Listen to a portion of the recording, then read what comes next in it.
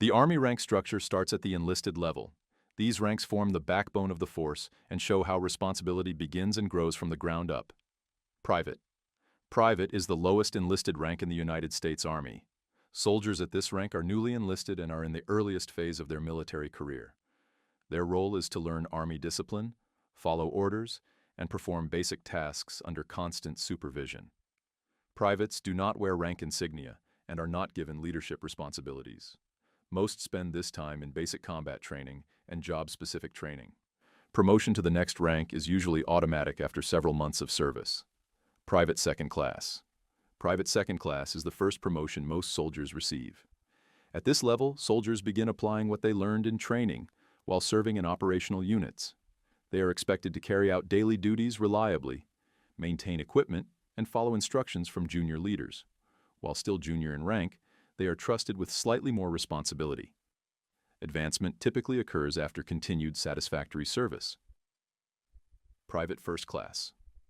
Private First Class represents a more experienced junior soldier. Soldiers at this rank are expected to perform their duties with minimal supervision and demonstrate personal responsibility. They often assist with routine tasks and help newer soldiers adjust to unit life. Promotion to this rank usually occurs after 1 year of service, and it serves as a stepping stone toward either technical specialization or leadership roles. Specialist. Specialist is a junior enlisted rank focused on technical skill rather than leadership. Specialists are expected to become proficient in their military occupational specialty and often operate or maintain critical equipment. Although they share the same pay grade as corporals, specialists are not non-commissioned officers and do not hold formal leadership authority.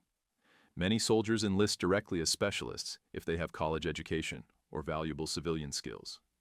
Corporal. Corporal is the lowest rank that holds official non-commissioned officer status. Corporals are small unit leaders, usually serving as team leaders. They are responsible for training soldiers, enforcing standards, and maintaining discipline at the most direct level. This rank marks the transition from simply performing tasks to leading others. Promotion requires leadership training and demonstrated potential. Sergeant. Sergeant is the rank where full non-commissioned officer leadership begins. Sergeants typically lead squads and are directly responsible for the training, discipline, and welfare of their soldiers. They enforce standards, plan and execute training, and maintain accountability for personnel and equipment. Sergeants are the leaders soldiers interact with most often, making them critical to morale and readiness. Promotion is competitive and performance-based. Staff Sergeant. Staff Sergeant is an experienced leadership rank responsible for supervising sergeants and leading larger teams. Staff Sergeants often serve as squad leaders or section leaders and are trusted with significant responsibility. They plan training, develop junior leaders, and ensure mission readiness. Their experience allows them to operate with greater independence while still executing commander intent. Sergeant First Class. Sergeant First Class represents advanced non-commissioned officer leadership. Soldiers at this rank commonly serve as platoon sergeants, acting as the senior enlisted leader of a platoon. They supervise multiple squads, mentor staff sergeants, and ensure training, discipline, and logistics are properly managed. Often described as the father of the platoon, they provide stability, experience, and continuity. Master Sergeant. Master Sergeant is a senior non-commissioned officer rank focused on technical leadership and operational oversight. Master Sergeants serve as senior advisors within their specialty, usually at battalion level or higher. They assist commanders with planning, training, and standards enforcement. Their influence is broad, but they are less involved in daily hands-on leadership than First Sergeants. First Sergeant. First Sergeant is the senior enlisted leader at the company level and is directly responsible for the welfare, discipline, and readiness of all soldiers in the unit. Often called the top kick, the First Sergeant manages personnel actions, training schedules, logistics coordination, and soldier development while advising the company commander. This is one of the most demanding and influential enlisted leadership roles in the Army. Sergeant Major.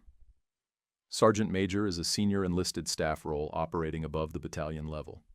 Sergeants Major advise commanders and staffs on enlisted matters, training effectiveness, and operational standards.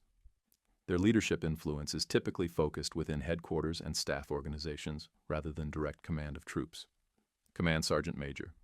Command Sergeant Major is the highest enlisted leader in a color-bearing unit. They serve as the senior enlisted advisor to the commander and enforce standards across the entire organization.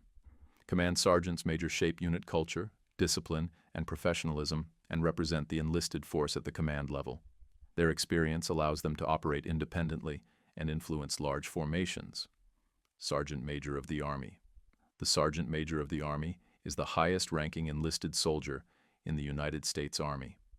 This unique position serves as the senior enlisted advisor to the Chief of Staff of the Army.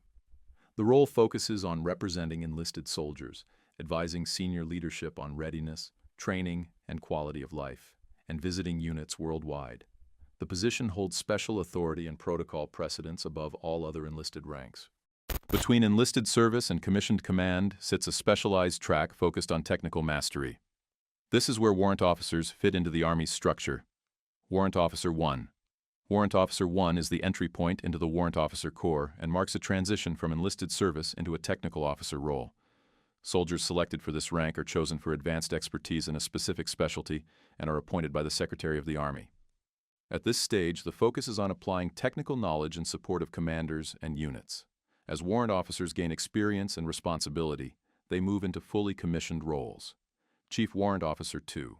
Chief Warrant Officer 2 represents full commissioning as a warrant officer and increased professional trust. CW2s operate with greater independence, advising commanders and supervising technical operations within their field. They frequently act as a bridge between enlisted personnel executing tasks and officers planning missions. With additional experience, warrant officers expand their influence beyond individual systems. Chief Warrant Officer 3. Chief Warrant Officer 3 is an advanced technical leadership rank. CW3s oversee systems, processes, and personnel across multiple teams or units while mentoring junior warrant officers. Their role shifts from hands-on execution toward supervision and integration. At senior levels, warrant officers begin shaping how capabilities are employed across formations. Chief Warrant Officer 4. Chief Warrant Officer 4 is a senior technical advisor recognized as an authority in their specialty. CW4's influence planning, readiness, and capability employment at battalion level and above. They serve as key mentors and trusted advisors to commanders. At the highest level of the Warrant Officer Corps, influence becomes strategic rather than tactical. Chief Warrant Officer 5. Chief Warrant Officer 5 is the highest and rarest warrant officer rank. CW5s advise senior commanders and Army leadership on complex technical, operational, and modernization issues. Their experience and judgment shape decisions that affect large formations and long-term Army capabilities. Command authority begins at the commissioned officer level. These ranks control planning, leadership, and large unit operations across the Army. Second Lieutenant. Second Lieutenant is the entry-level commissioned officer rank in the United States Army. Officers at this rank are newly commissioned through the United States Military Academy, Reserve Officers Training Corps, or Officer Candidate School, and are placed into operational units to gain foundational leadership experience.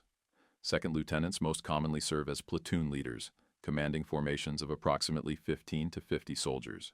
They are responsible for planning missions, supervising training, enforcing standards, and leading soldiers during daily operations.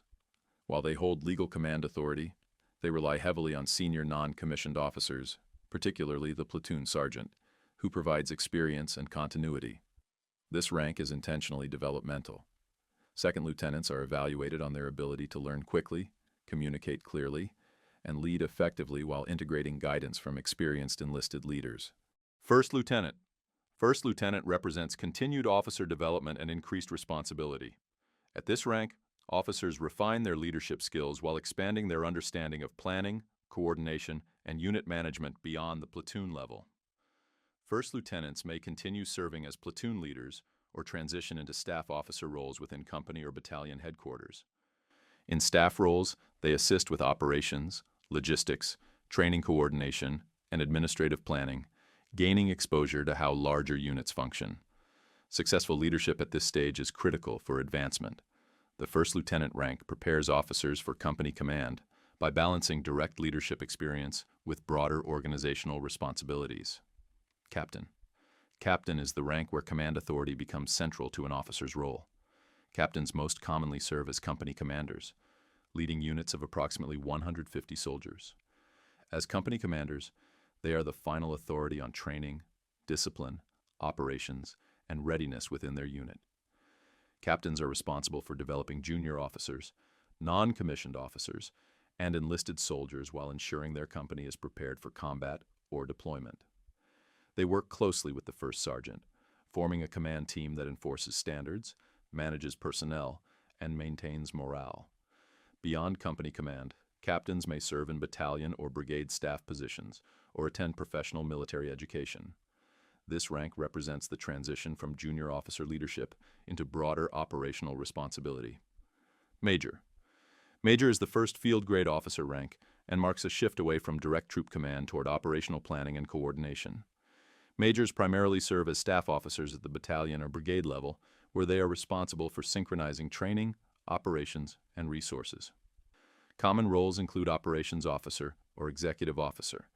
In these positions, majors translate commander intent into executable plans, manage training calendars, coordinate logistics, and ensure subordinate units are properly resourced. Majors act as a critical link between tactical units and higher command.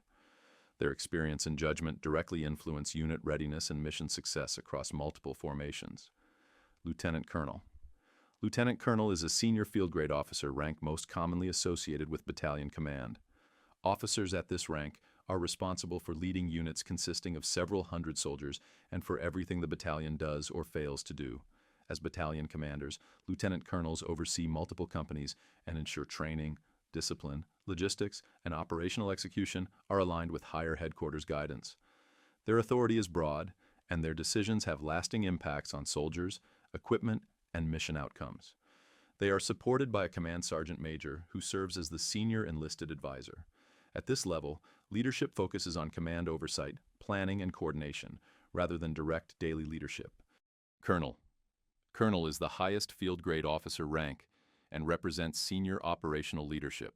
Colonels most commonly command brigade-sized units of approximately 5,000 soldiers or lead specialized organizations such as medical, legal, or training commands.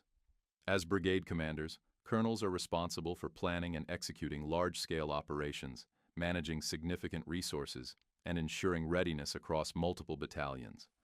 Their role requires balancing strategic intent with practical execution across complex organizations. Colonels may also serve in high-level staff roles, where they contribute to policy development, force structure decisions, and long-term operational planning. Brigadier General. Brigadier General is the first general officer rank and marks an officer's transition into strategic-level leadership. Promotion to this rank is highly selective and limited to officers with exceptional performance and experience. Brigadier Generals typically serve as deputy commanders of divisions or as senior leaders of large formations. In these roles, they assist with operational planning, training oversight, and coordination across thousands of soldiers. At this level, leadership shifts from unit-focused execution to strategic decision-making, resource management, and long-term readiness. Major General. Major General is a senior general officer rank typically responsible for commanding division-sized formations or serving in equivalent high-level leadership roles. Major generals oversee large, complex organizations and are responsible for both operational missions and long-term readiness across thousands of soldiers. Lieutenant General. Lieutenant General is a senior general officer rank associated with command at the highest operational and institutional levels of the Army. Officers at this rank commonly command corps-level formations or hold major leadership positions within Army-wide or joint organizations. This rank is tied directly to the position held rather than permanent promotion. Officers retain the rank only while serving in designated billets, such as major command leadership or senior institutional roles. Lieutenant generals oversee large, complex organizations and influence Army-wide policy, readiness, and force employment. General. General is the highest active duty rank in the United States Army. Officers holding this rank are appointed by the President and serve in the Army's most senior leadership positions, including Chief of Staff of the Army and commanders of major Army commands. Generals are responsible for shaping national-level military strategy, overseeing global operations, and guiding long-term force development. Their decisions affect the entire Army and its role within the broader U.S. military and allied forces. Leadership at this level is strategic rather than tactical, focusing on modernization, global posture, and national defense priorities. Above the standard hierarchy is a rank used only in wartime. This final section explains the purpose of the Army's 5-star rank. General of the Army. General of the Army is the highest and rarest rank in the United States Army. It is a 5-star rank reserved for wartime leadership and exists above a 4-star general, equivalent to a field marshal in other militaries. The rank is used to establish clear senior authority during major wars, giving its holder unmatched control over Army-wide strategy and large-scale operations. While no officer has held this rank since 1950, it remains an official rank and the ultimate symbol of Army leadership. That explained who holds authority across the U.S. Army, but rank alone doesn't show how power is applied on the battlefield. To see how elite combat capability is built on top of command structure, watch Every Elite Unit of the U.S. Marine Corps explained in detail, where we break down the units that carry out some of the most demanding missions in the U.S. military.